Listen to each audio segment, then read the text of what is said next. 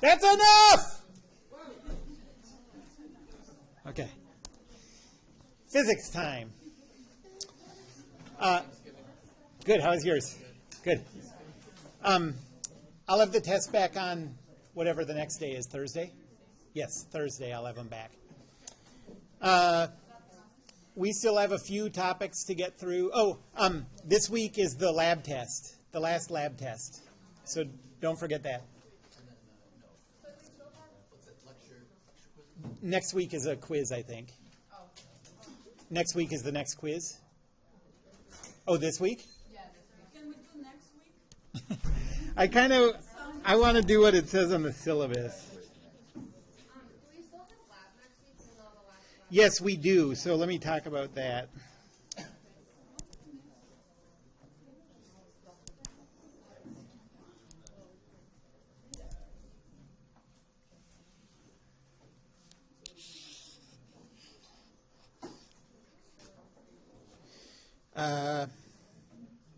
Yeah, right. Okay. Yes, the quiz is Thursday, this Thursday, and that's the last one.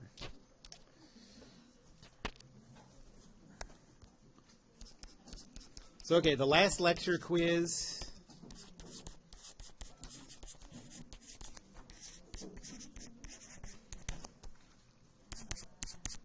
is this Thursday,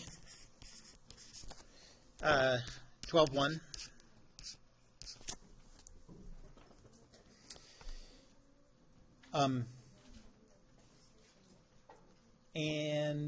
And labs. So labs. This week is lab exam 3, the last one. And then next week,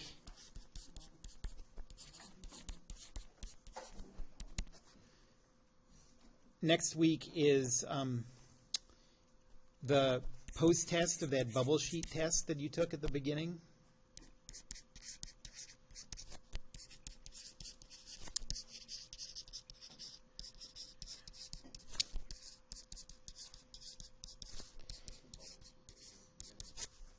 You were gone, I think.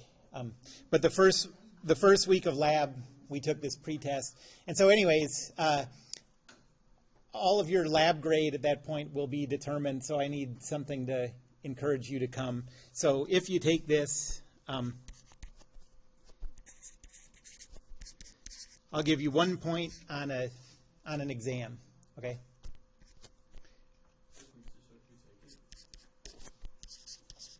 Yeah. You'll get 1 extra exam point.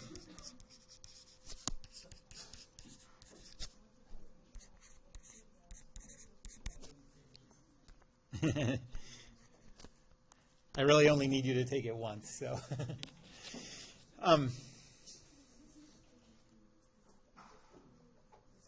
Okay, so do that, please. And next week is the last week of classes. And then the final, exam 5, you have 2 options for that. You can take it with the night class. That would be on Monday, the 12th.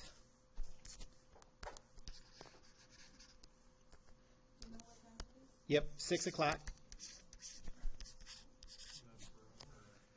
It's in the room next door, S1326.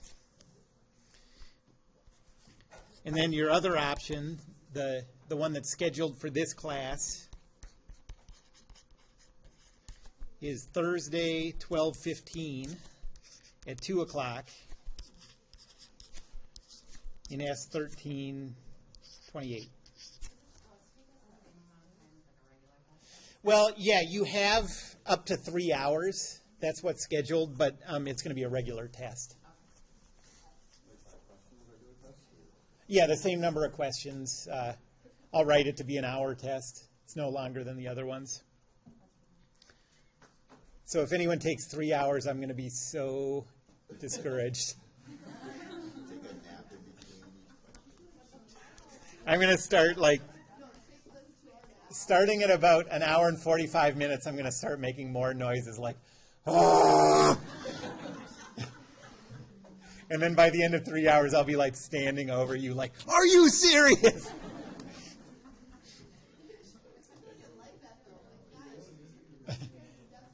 Madison, you have a question? Is the final work count? No. So, well, it's worth the same, but as long as, so if you score higher on the final than at least one of your first 4 exams, it replaces the lowest one of those first 4 scores. So it can count extra. If it's your lowest test of the semester, then it only counts as 1. If it's better than another one, it counts as 2. You know what I mean? Any other questions about the stuff coming up? I think this is pretty much everything for the semester. Yes? So I probably wasn't paying attention to exam 5, so is that the final, or is that just Yeah, that's the final. I mean, in the syllabus, I just call it exam 5 because it's not more heavily weighted than the other ones or anything. It'll be written to take the same amount of time, but it's during the final period. Any other questions? Okay. Well, we still have a few topics to get through. We'll see what we do. So the next big topic is conservation laws.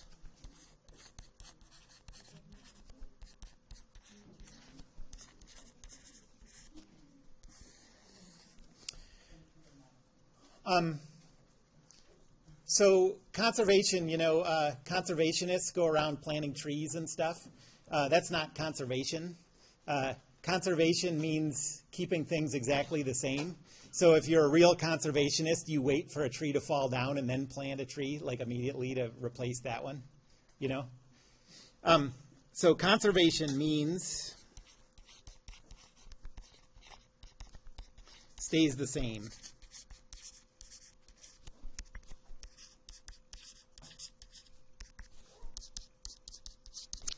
And there are 2 conservation laws that we're going to deal with.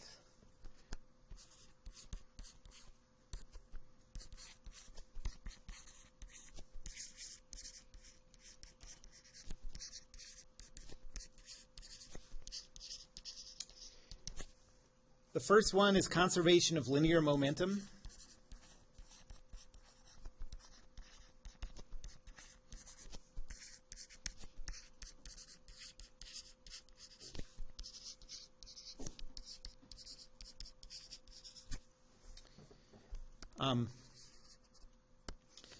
And as the number of topics we cover gets larger, it gets harder to keep straight. Like you look at a problem and you have all these tools available, and it can be sort of hard to figure out what to use for a specific problem.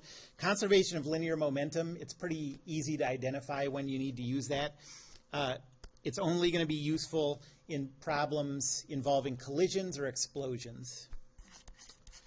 So if you have a collision or an explosion, this is what you want to use, and that's the only time.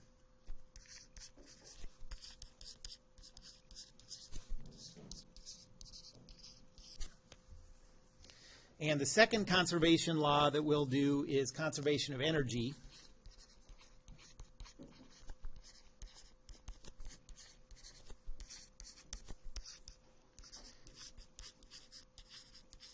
And we're going to derive this from what's called the work energy principle.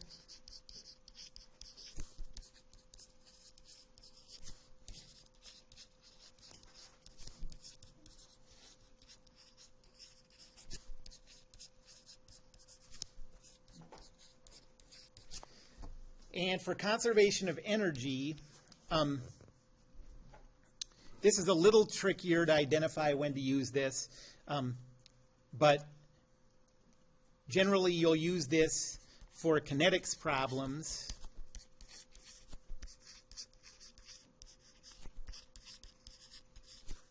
Relating an object's position to its speed.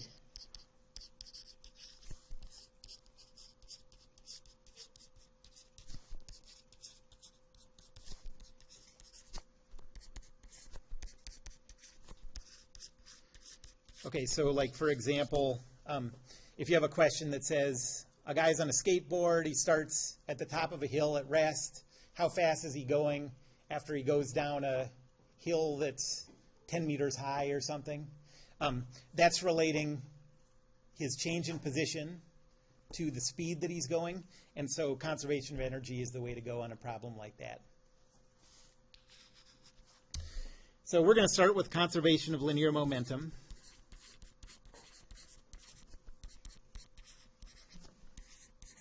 Is this the last concept that we're learning before the end? No, hopefully not. But I mean, we'll see how far we get. But I'm hoping to squeeze in a little more, actually.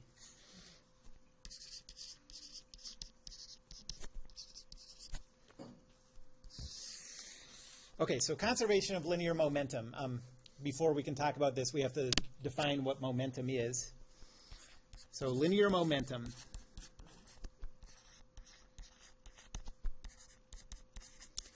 It's represented with a lowercase p. I'm not sure why. It's probably Latin for something. And the M was already taken. It's a vector, and the momentum is equal to an object's mass times its velocity.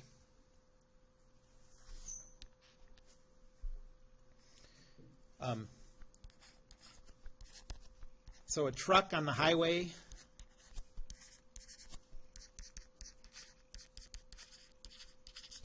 has a lot of momentum.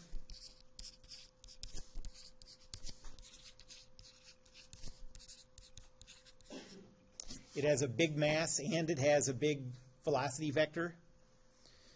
A snail has a low momentum because it has a small mass and a small velocity.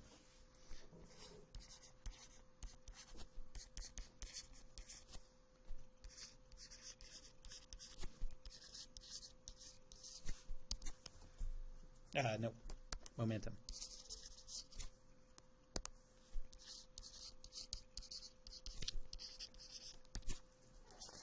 The units for momentum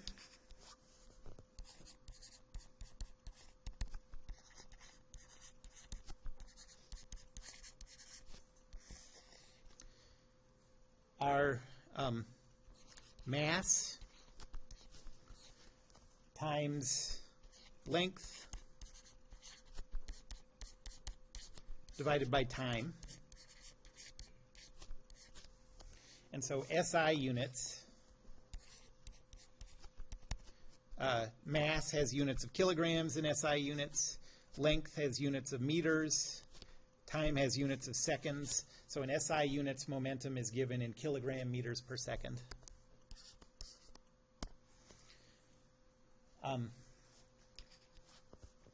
And one thing to notice about momentum is that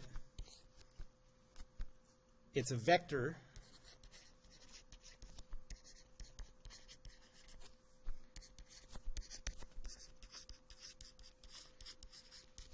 So it has direction information besides just having magnitude information.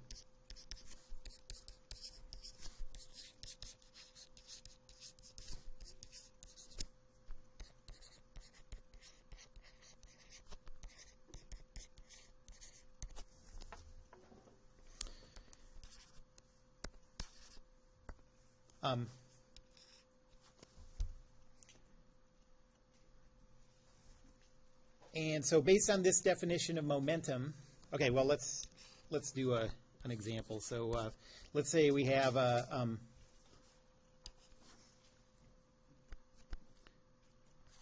2 kilogram object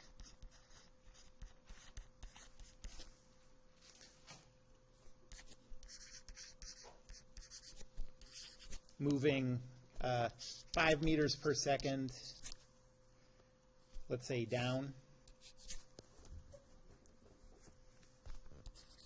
What's the momentum?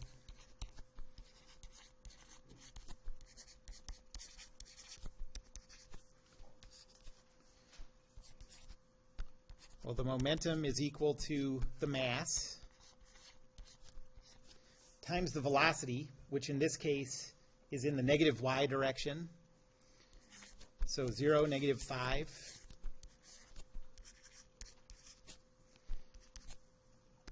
And so you get a vector of 0, negative 10 kilogram meters per second. Or you could also think of that as a magnitude of 10 kilogram meters per second pointing down.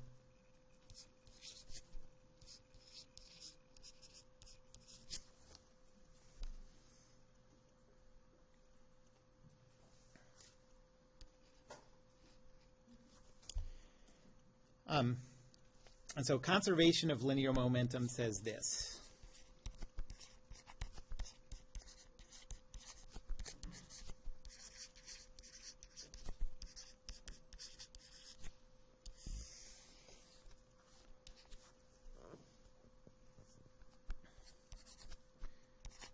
In a coordinate system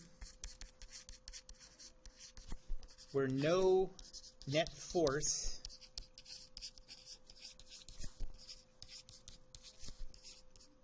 acts on objects A and B,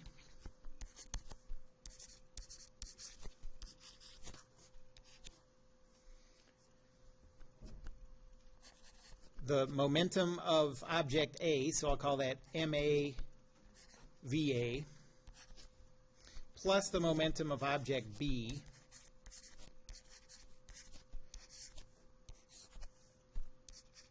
before the collision or explosion is equal to the sum of the momentums after the collision or explosion. So it's equal to MA VA plus MB VB after.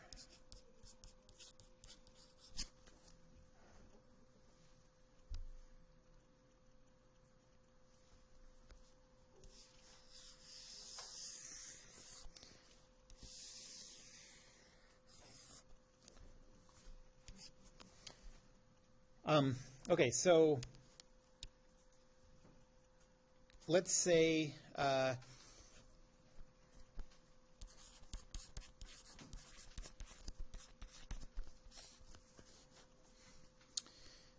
we have two objects. Let's say this one has a mass of 1 kilogram.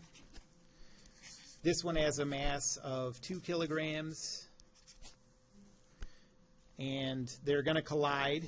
Let's say this one before the collision is going 3 meters per second, and this one before the collision is moving 4 meters per second.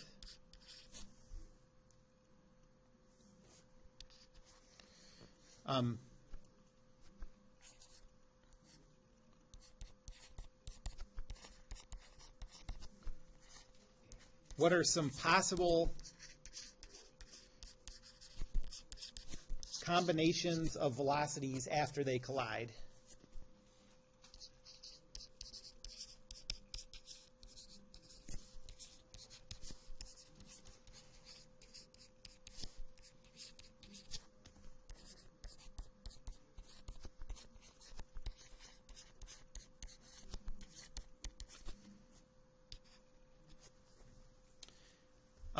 Well, according to conservation of linear momentum, so conservation of linear momentum. Before the collision, the momentums are 1 kilogram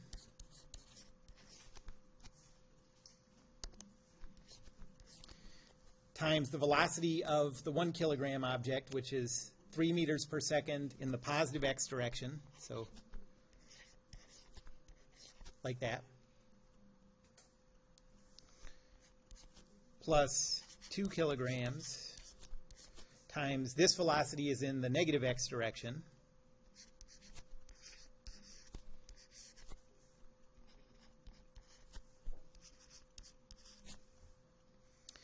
and after the collision, they're still going to have the same masses, so we have 1 kilogram times, let's say, V1 plus 2 kilograms times V2.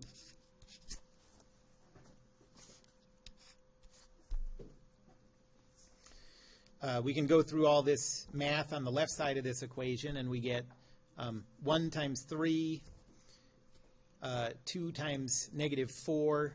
So we have 3, 0 plus negative 8, 0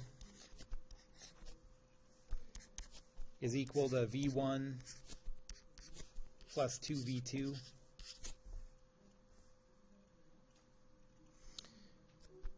And so add those together and you get negative 5, 0 is equal to, I'll write these as x and y components.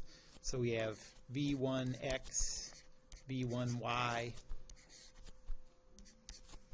plus 2V2x, 2V2y. And that gives us two equations.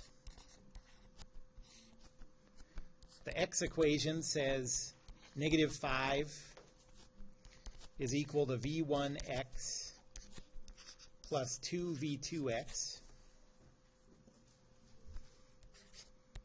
And the y equation says 0 is equal to V1y plus 2V2y.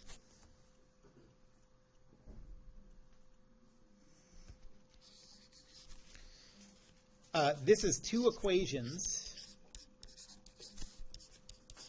that we're trying to use to solve for 4 variables.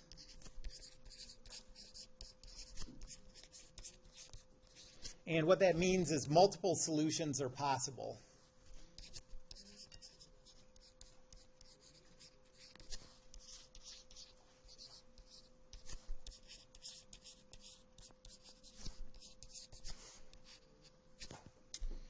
Like, for example, we could have V1x equal to negative 5, V2x equal to 0, V1y, V2y both equal to 0. That satisfies those equations. So in that example, that solution would say the 2 kilogram object stops dead after they collide, and the 1 kilogram object bounces back the way it came, faster than it came in. That satisfies conservation of linear momentum. Then we could also say V1x is equal to 0, V2x is equal to negative 2.5, and both of the two y components are equal to 0.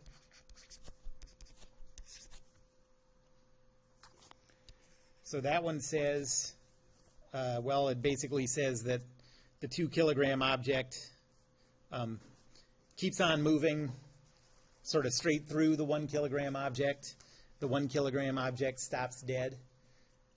That doesn't sound possible, but it does satisfy conservation of linear momentum. And we could keep going with this as many times as we wanted. There's infinitely many possible solutions. ... So, bottom line is,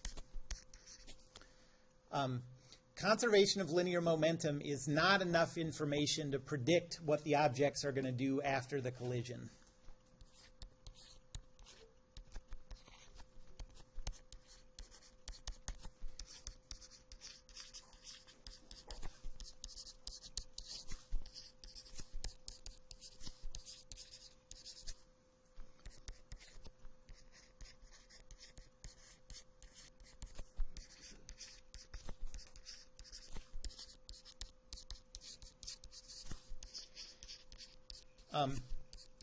And if that seems weird, think about this. First, imagine these two things are, hockey pucks sliding on ice. So sliding on a frictionless surface, and they're made out of rubber, so they're going to bounce hard off of each other. Okay. think about what the motion would be. This one's a little heavier, you know, maybe you can sort of picture what the motion would be. We can't come up with numbers, but you can imagine it. And now imagine the same thing happening, but now instead of these being hockey pucks sliding on ice, imagine these are two balls of Play-Doh being, you know, thrown through the air at each other.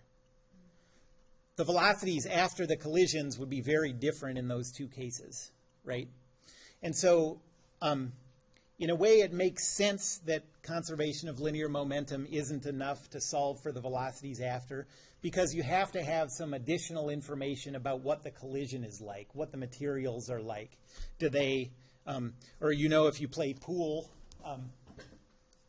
we didn't say anything about whether they hit each other straight on or whether they hit kind of at an angle.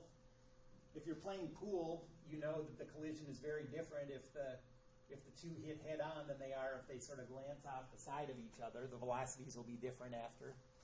And so all this stuff is information that is important if you know, it's necessary if you want to try to figure out what's happening after.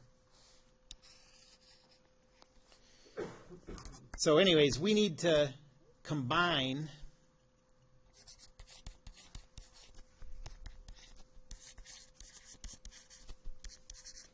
conservation of linear momentum with information about the collision.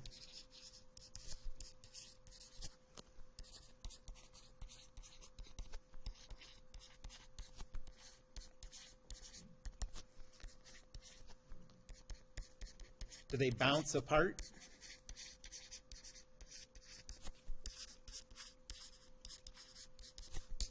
Do they stick together? That kind of thing.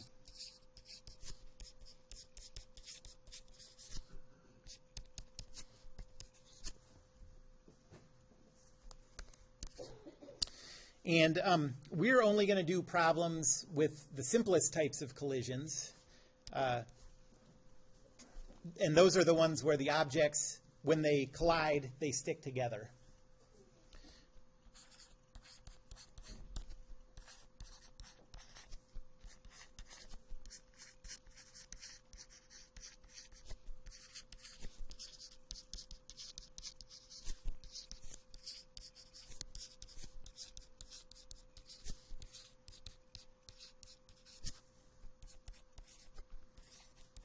Will that ever include objects that aren't moving?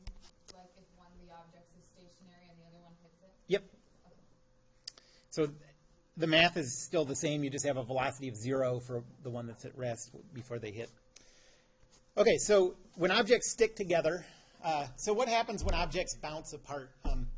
They come in, they're shaped like this. They deform as they collide. And then eventually they stop deforming and they spring back into shape. And that's what makes them bounce apart. Okay?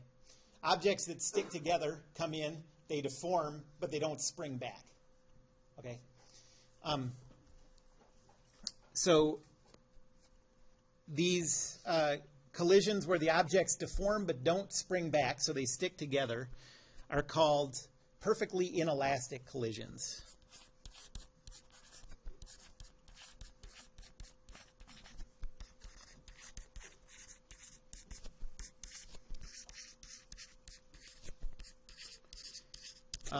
So have you ever thought about what the word elastic means? You know, like in your the waistband of your underoos? Like what is it that makes that an elastic waistband on your Luke Skywalker underoos? Yeah, right, exactly. So, you know, a waistband does two things. It stretches, so you might think it has to do with the stretching. But then really the key thing that makes it elastic isn't the stretching. Anything will stretch, you know. Like what if underoos, to save money, made their waistbands out of Play-Doh, you know? Those would stretch, but then once you got them on, they wouldn't spring back, you know, which would be a problem. You know, a minor problem. But you probably wouldn't buy those underwear anymore. So the thing that makes them elastic is that after you deform them, they bounce back to their original shape. just like things that bounce apart do. They deform and then they bounce back. Okay, so something that's inelastic, that doesn't have that property of being elastic, is something that no matter how much it deforms, it's just happy there. It just stays there. It doesn't have any memory of its original shape. Okay.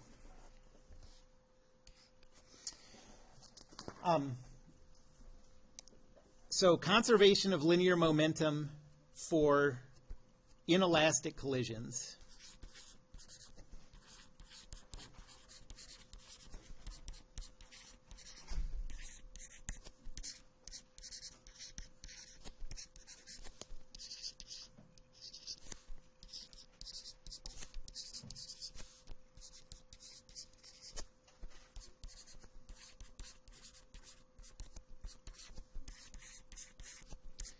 Looks like this.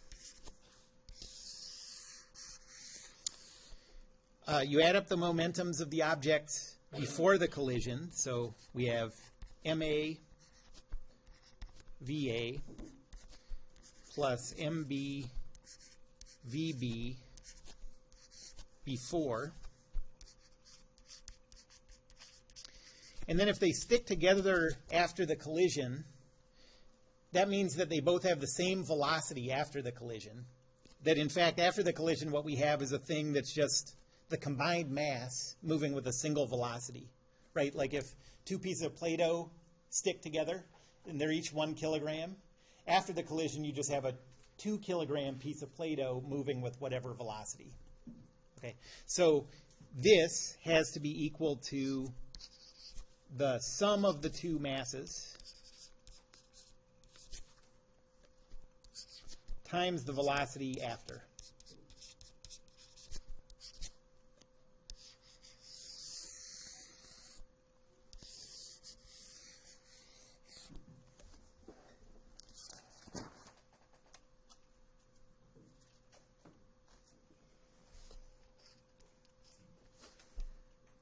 Okay, so let's do an example.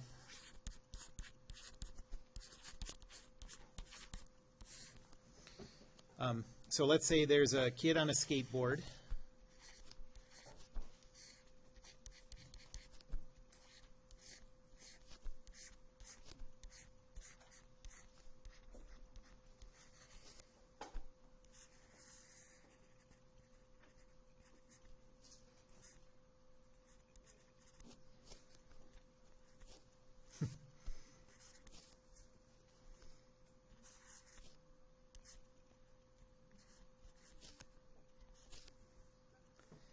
And the kid has a mass of 50 kilograms. Ooh, that's a big kid. He has a big head, that's why. And he's just at rest on this skateboard, just standing there on the skateboard. And a 0.4 kilogram ball is thrown to him with a horizontal velocity of 15 meters per second.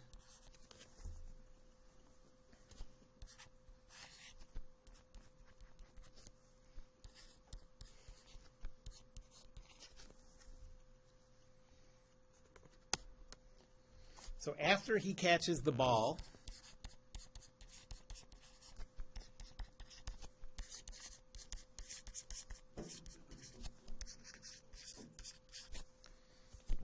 what's the velocity of the combined system of him? You know, he'll be holding the ball, so that's an elastic collision. They're going to have the same velocity after he catches it. What's the combined velocity?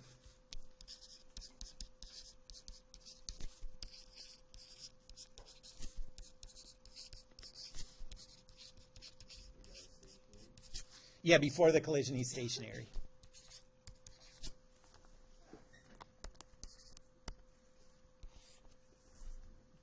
Well, the first thing is, notice that the rules for conservation of linear momentum say we have to pick a coordinate system where there's no net force.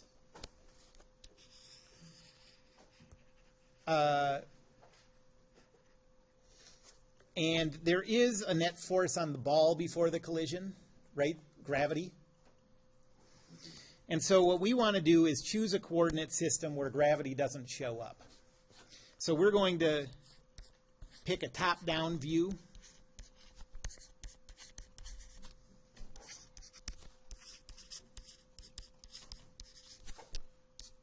So that there's no net force.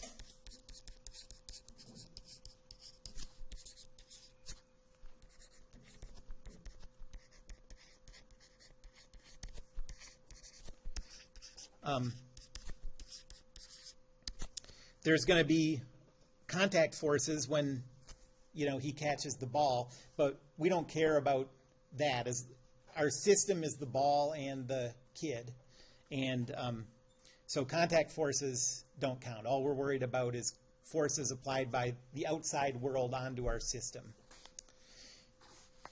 Okay, so what this looks like is the ball coming in at 15 meters per second. And there's the kid.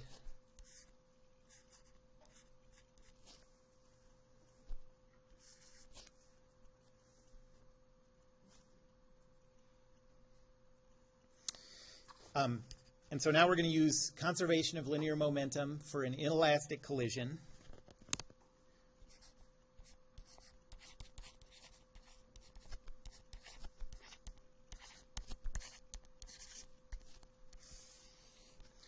Before the collision, we have the momentum of the ball.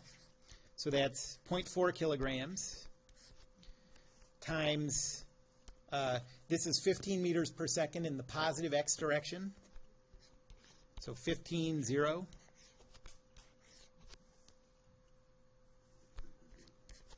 Plus 50 times the velocity of the kid before the collision. That's 0.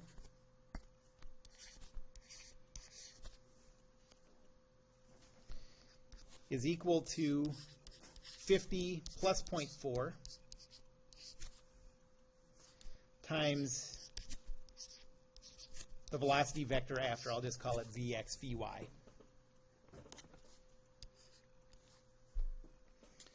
So this gives two equations. The x equation says 0.4 times 15 is 6 plus 0, 50 times 0, is equal to 50.4 Vx.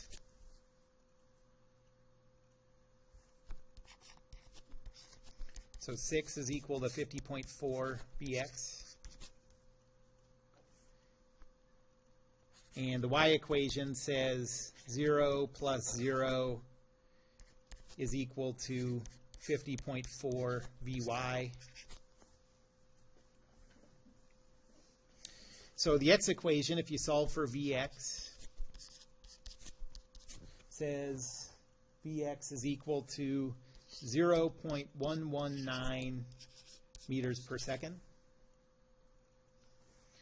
The y equation, if you solve for Vy, says Vy is equal to 0.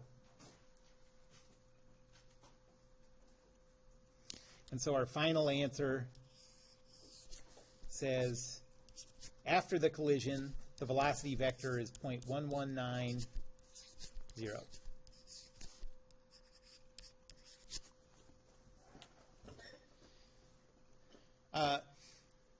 Before the collision, the ball was going 15 meters per second. After the collision, they're going 0.119. Why is the velocity here so much slower than the velocity at the start?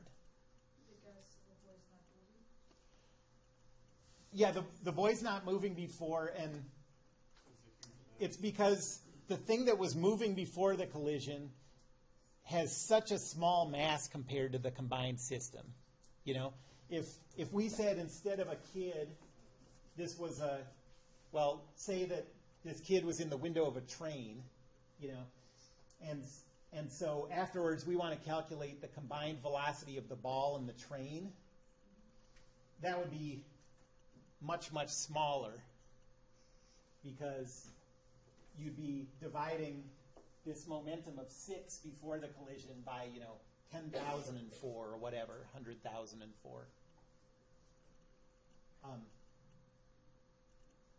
So what do you think would happen if the mass of the ball was bigger before the collision?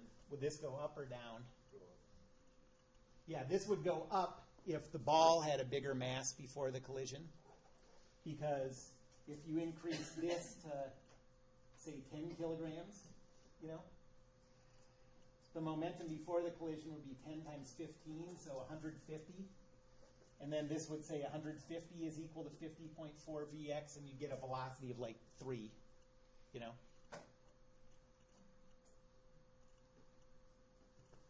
Say that this ball was a, you know, like a, what do they call the stars after they collapse, you know, or it's like, yeah, like once they, and then they compress in on themselves. So say that was equal to 1 billion tons.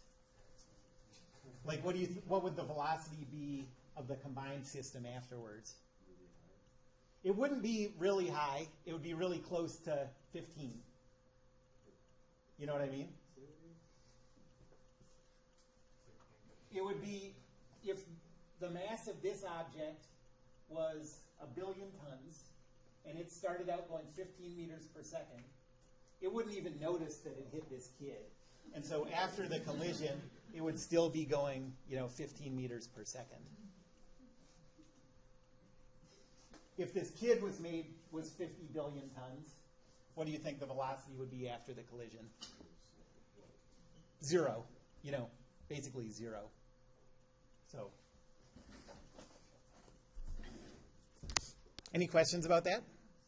Yep. So it's kind of like hitting something with your car at 100 miles per hour and then hitting a brick wall instead of a brick. Yes, that's right. So if you, if you hit a person with your car keeps going, you know, fast. The person also goes fast.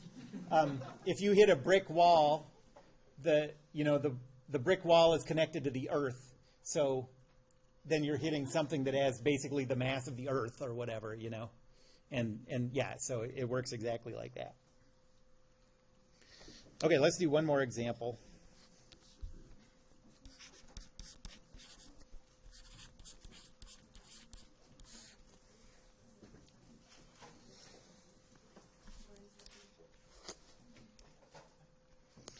Okay, so let's say that we have a truck. This is a top view going this way.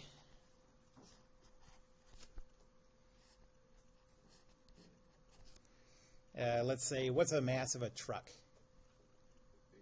Big. Like semi-big? Yeah. 30,000 pounds? 30,000 pounds. So let's say this is about 10,000 kilograms.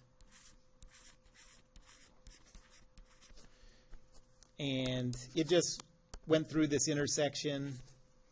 So let's say it's going 5 meters per second. And it's going to collide with a car going this way.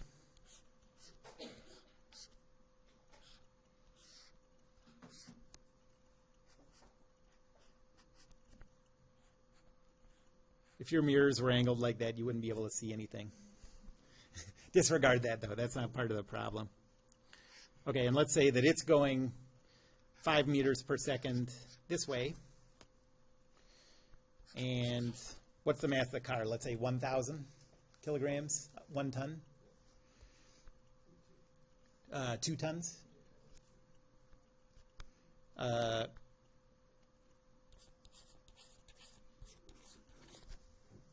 Okay, so they're going to collide here. Pow. Yes. And,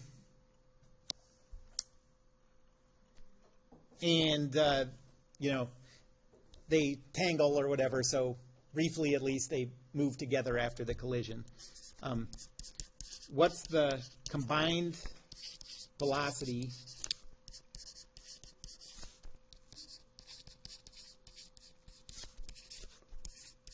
of the twisted metal after the collision?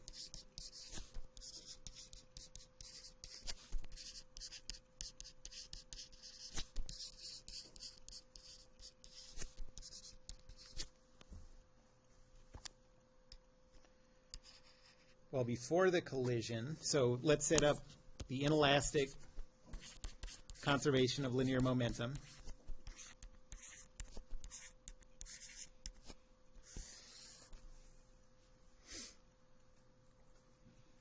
Before the collision, the momentum of the car is 1,000 times its velocity. The car is moving in the positive x direction at 5 meters per second. So the velocity vector is 5, 0. And then the momentum of the truck is its mass, 10,000, times its velocity, which is 5 meters per second in the negative y direction.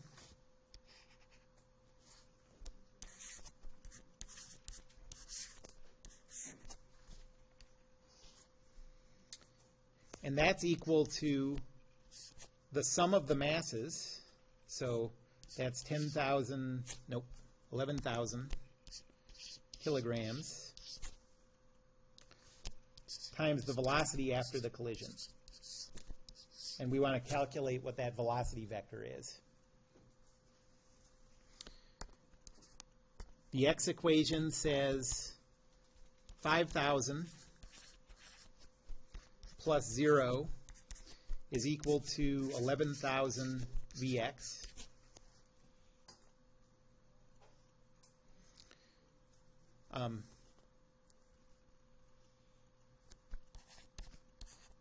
So 5,000 is equal to 11,000 Vx.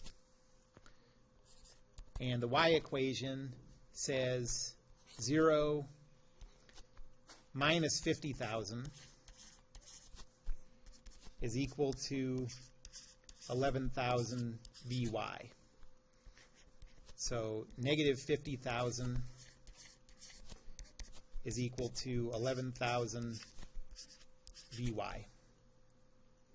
Okay, so the x equation, what's 5,000 divided by, 5 divided by 11? So Vx is equal to 0.454. Is that what you said? And what's 50 divided by 11?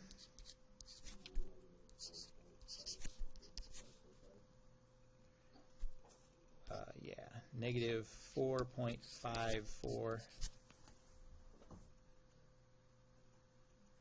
And so the velocity vector of the two vehicles moving together after the collision is 0.45, I'll just call it 0.45 in the x direction, negative 4.54 in the y direction.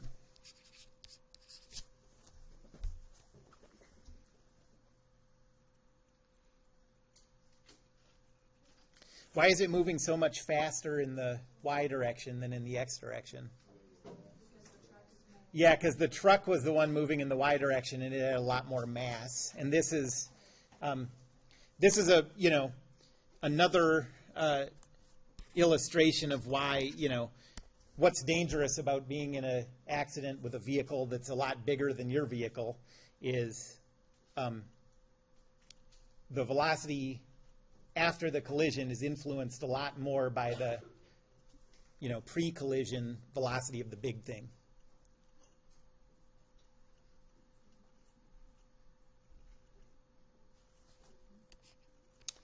Any questions about that?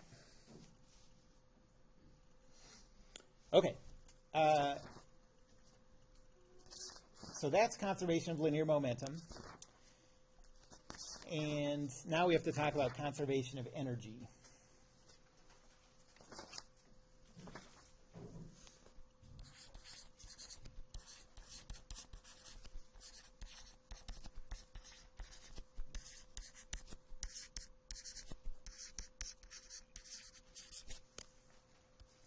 And like I said, this is going to come from something called the work energy principle. And so that's why I'm going to start talking about the work energy principle and work our way up to conservation of energy.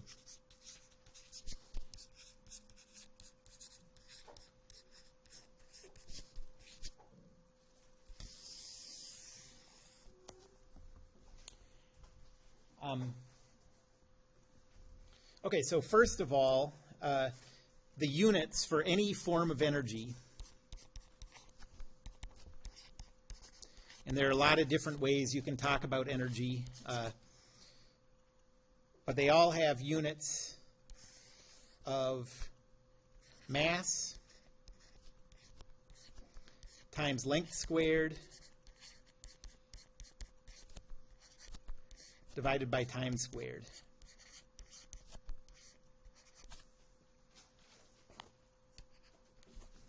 And so if you're using SI units,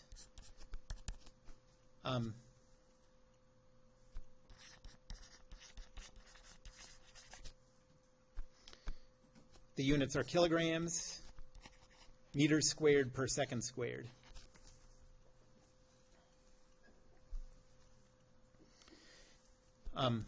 And since we use energy so much, this combination, it's obviously like a messy combined unit, has its own name, the joule. Not like the family jewels, like this guy's name. Abbreviated with a capital J. So 1 kilogram meter squared per second squared is equal to 1 joule.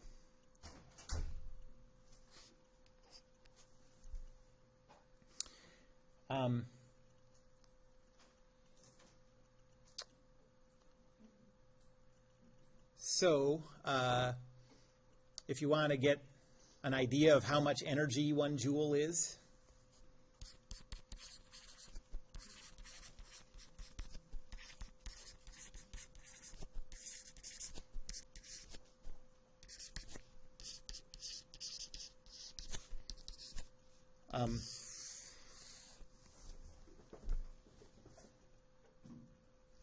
a bowling ball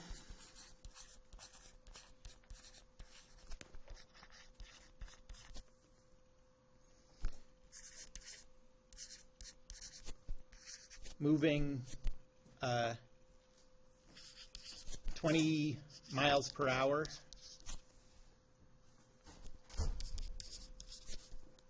has about 500 joules of energy.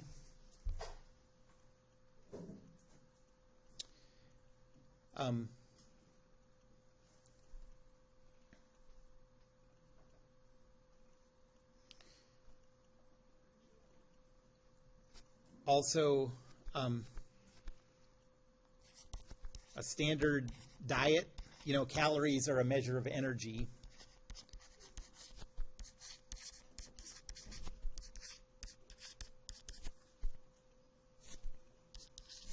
Is about 8 million joules. So 1 joule is a small amount of energy compared to the things we deal with, in day to day.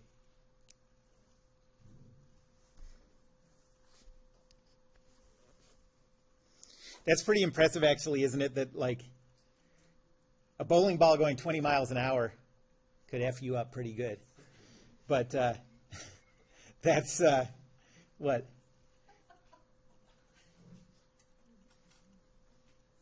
2,000 times, 1/2000th of the energy in your daily diet.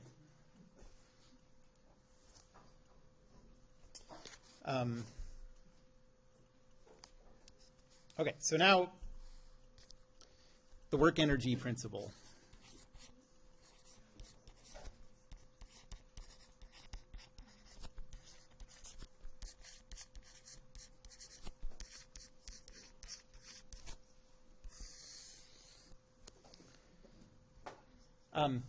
The work energy principle says the total amount of work done to an object, I'm going to talk about what all these mean, but total work is equal to the change in kinetic energy.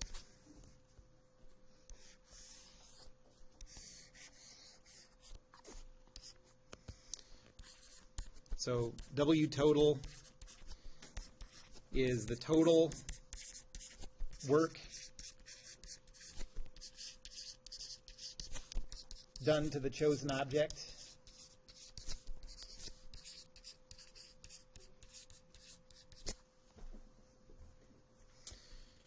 and KE is the kinetic energy of the chosen object.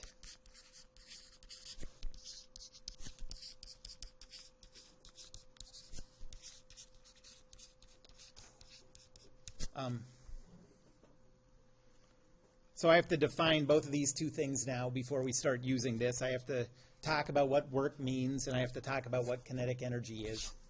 Kinetic energy, I'm going to do that one first because it's sort of the easier one, I think.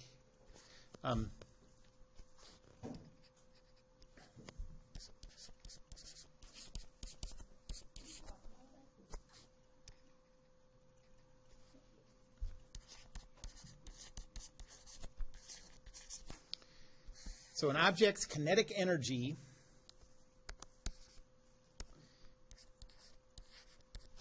is equal to 1/2 times the object's mass times its speed squared. And if instead of knowing the object's speed, you know the components of its velocity vector, you can do the same calculation as 1/2 times the object's mass times the x component of velocity squared plus the y component of velocity squared.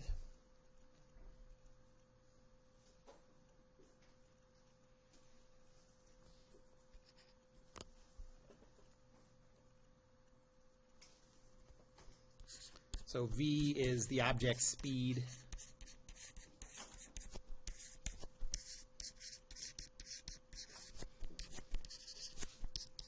M is the object's mass.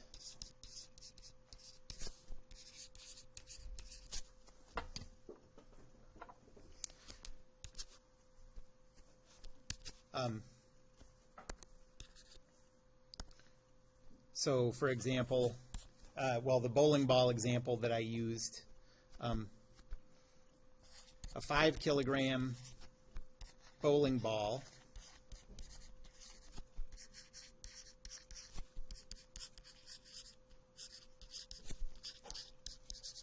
traveling 10 meters per second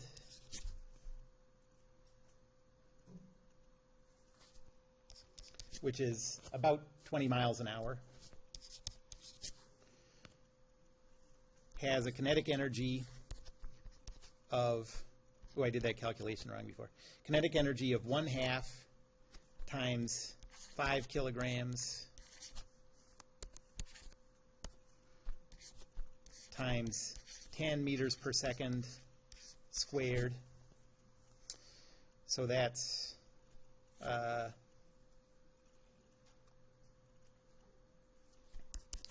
250 kilogram meters squared per second squared,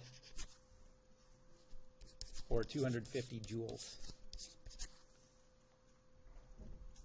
Okay, go back and correct this up here. Then no one will ever know. So a bowling ball moving 20 miles per hour has 250. Yep.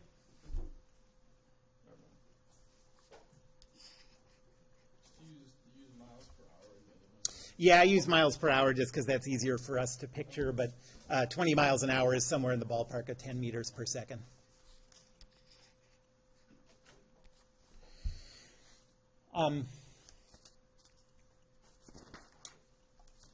Okay, so that's kinetic energy.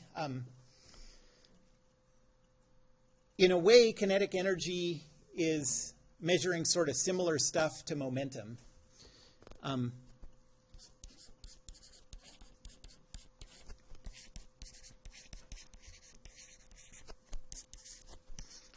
So it's somewhat similar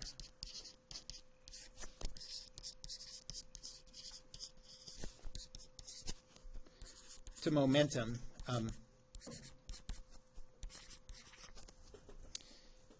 To have a big momentum, you need to have a big mass and a big velocity. And that's true with kinetic energy too. So a truck on the highway has a lot of kinetic energy.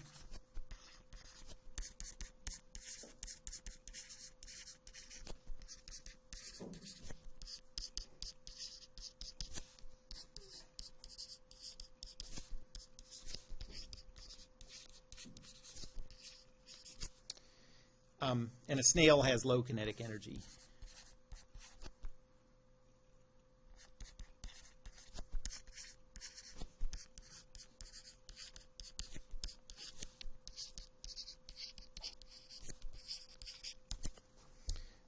So a truck has a big mass, its speed is big, and so you multiply the mass times the speed squared this time, and you get the kinetic energy, which is going to be a big number. The snail has a small mass, multiply it by the square of a small speed, and you get a small number. The biggest difference between them, I mean, qualitatively the biggest difference, notice, energy doesn't have direction. So energy is a scalar value.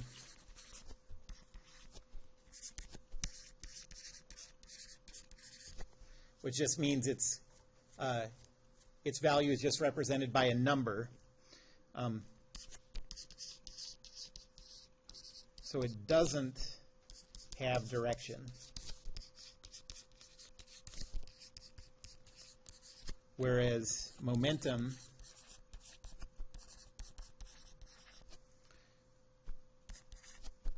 is a vector and does have direction.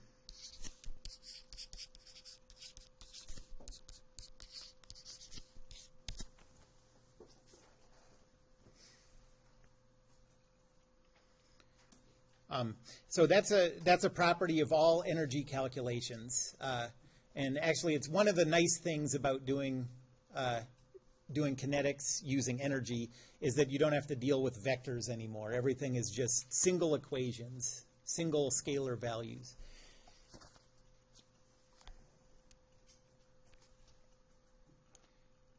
Oh, one other thing.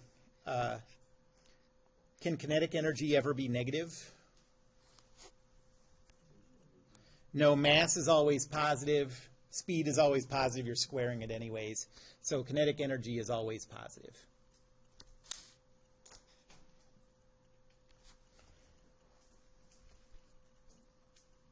So now to understand the work energy principle, we've talked about kinetic energy. We need to define work. So here's work.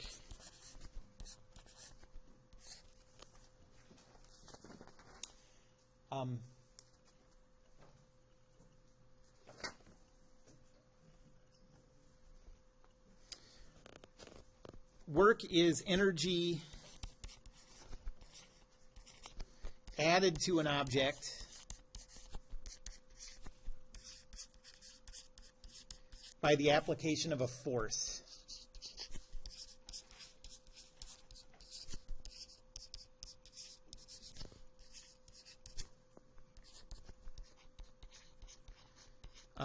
That's different than heat is energy that's added to an object by the application of a temperature gradient. So you can, by making the temperature in something increase, you can increase its energy, but and there's all these different kinds of energy, but we're not talking about that kind. We're talking about the kind of energy that you add by applying a force. And so basically what we're measuring is energy that's added to an object by speeding it up. Okay? So if you speed up an object, you apply a force to it in the right way, you speed it up, that adds kinetic energy to the object.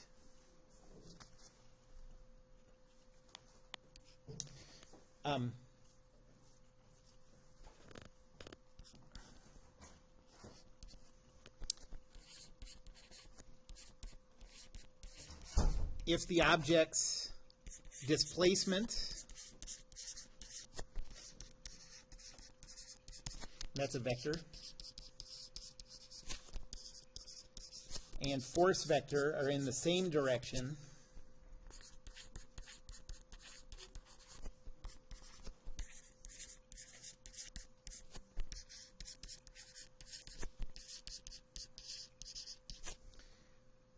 then work is positive.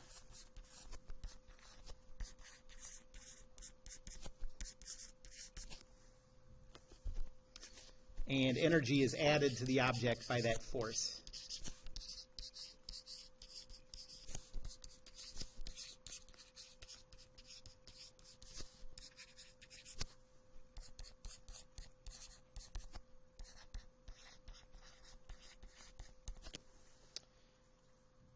On the other hand, if the object's displacement vector and force are in opposite directions,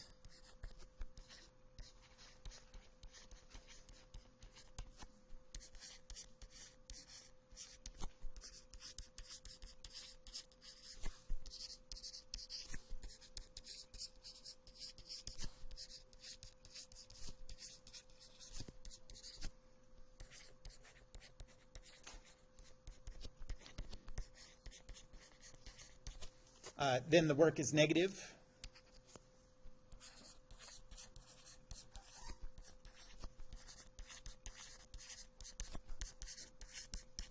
And energy is removed from the object.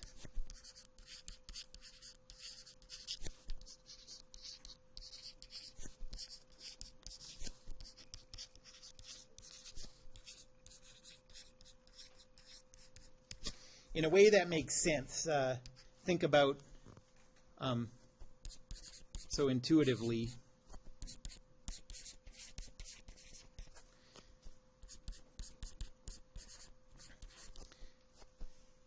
think speeding up is increasing energy.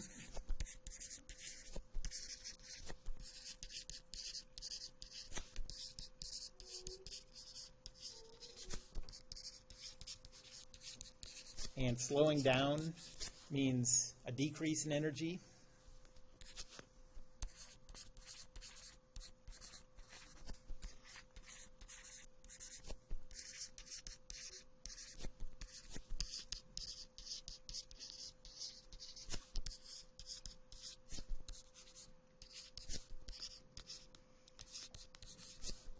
So think about like a car.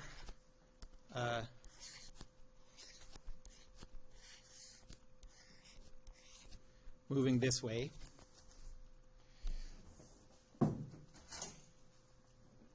So as it moves, it's going to have a displacement vector in this direction.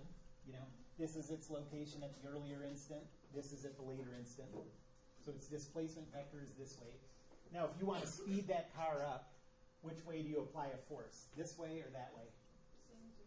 Yep. So you apply a force that way. You push on the back of it. That speeds it up. You know.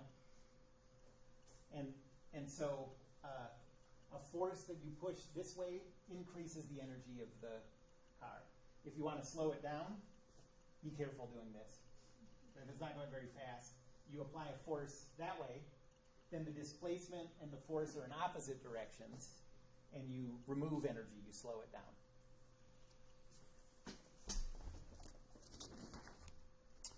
down. Mathematically, there's two ways to calculate work.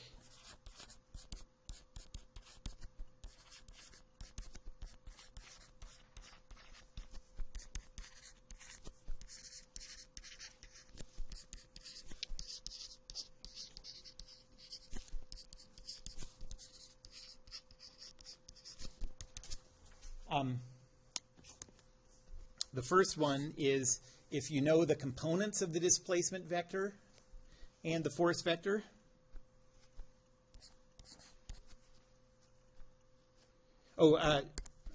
Sorry. I want to say one thing about this. This is only true if the force stays constant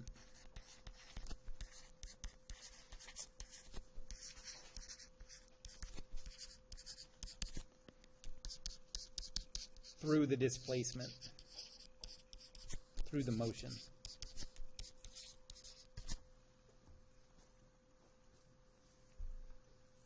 Okay, so the first one is if you know the force components and you know the displacement components.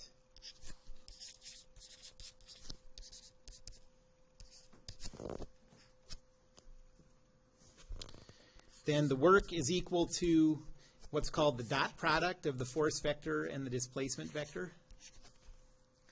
And the way you calculate that is you multiply the two x components together, and you add that to the two y components multiplied together.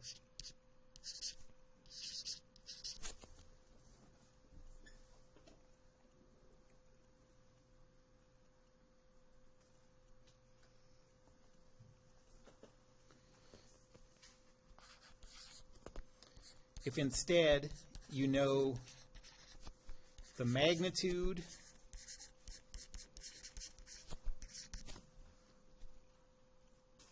F of the force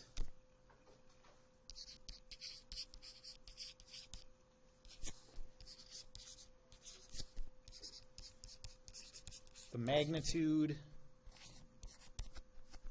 of the displacement D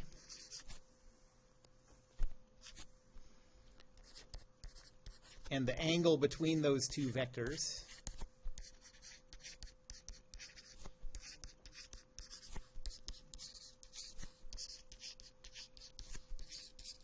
and to calculate this angle you have to put them tail to tail.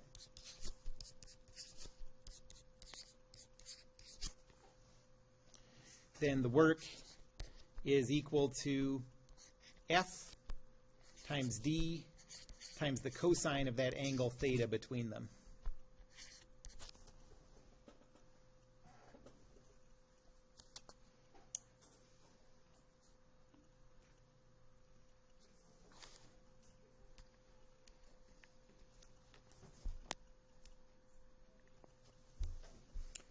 Any questions yet?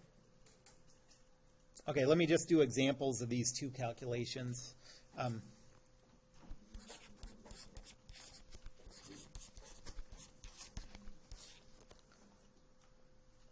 Okay, so first, let's say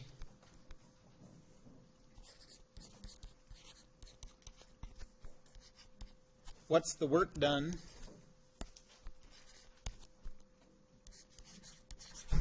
by the force vector 50, 0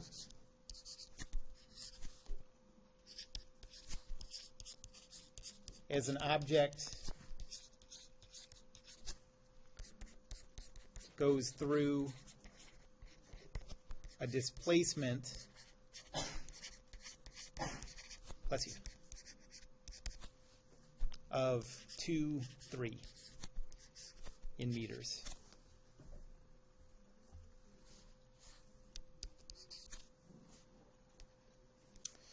Well, in this example, we know the components of the force and we know the components of the displacement. So the work is equal to the x component of the force times the x component of the displacement plus the y component of the force times the y component of the displacement. And so you get 100 joules.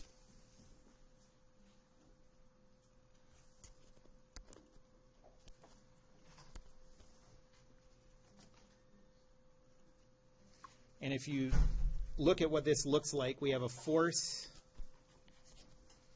of 50 newtons, like that. We have a displacement sort of like that. And so these aren't perfectly in the same direction, but you can see that they're closer to being in the same direction than they are being in opposite directions. And so that's what matters here. The cutoff between the same direction and the opposite directions is when they're 90 degrees apart. And that 90-degree angle is going to be an important thing that I'll talk about next class.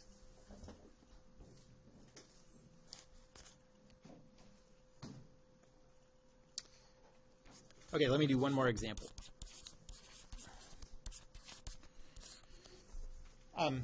So let's say that, okay, so we want to calculate the work if you have a force vector of 100 newtons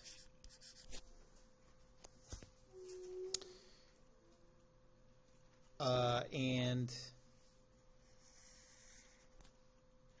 a displacement vector of 2 meters, and the angle between them is 60 degrees. And notice you get a different angle if you didn't put them tail to tail, so this has to be tail to tail.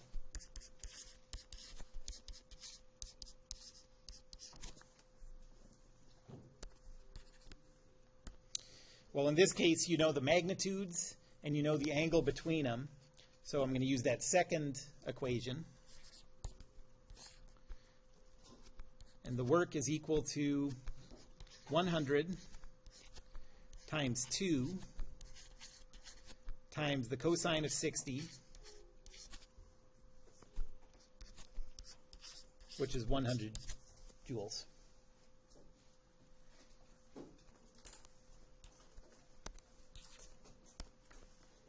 Any questions about that? Okay, that's all.